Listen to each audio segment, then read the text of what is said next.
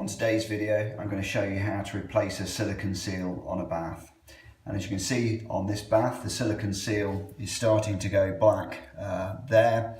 And although it's not too bad across its entire length, it does need replacing. So the first thing you need to do is to give the tiles and the grout a really good clean. So I'd suggest you use a cleaner that's got a lime scale remover. Give it a good clean the day before you're going to replace the seal so that it dries properly. Now, to remove the old seal, you need a brand new blade in a razor knife. And to take the seal off, you make two cuts. One, as you're looking, you'll be cutting vertically like that and push hard into the tiles. And then you make another cut where you cut horizontally.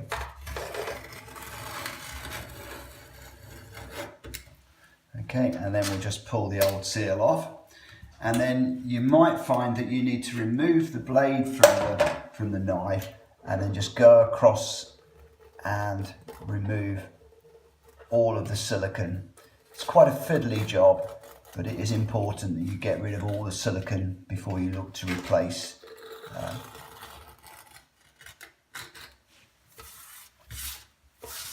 Okay, you can see there that it's coming off very nicely.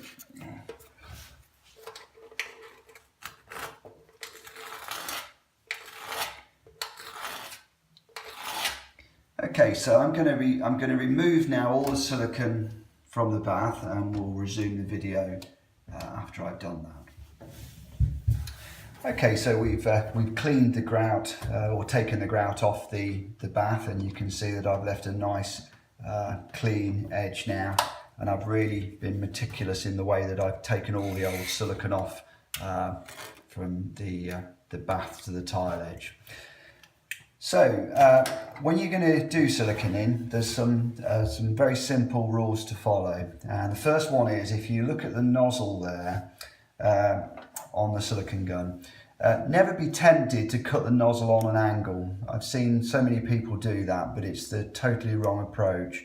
So what you'll have, the nozzle, when it comes from the suppliers, will have a sort of certain diameter, and if you effectively double that diameter, that's the distance of or the thickness of the bead that you'll achieve on the bath.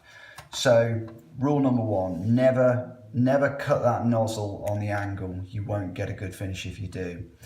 The second rule is never apply silicone with the silicone gun on the angle like that.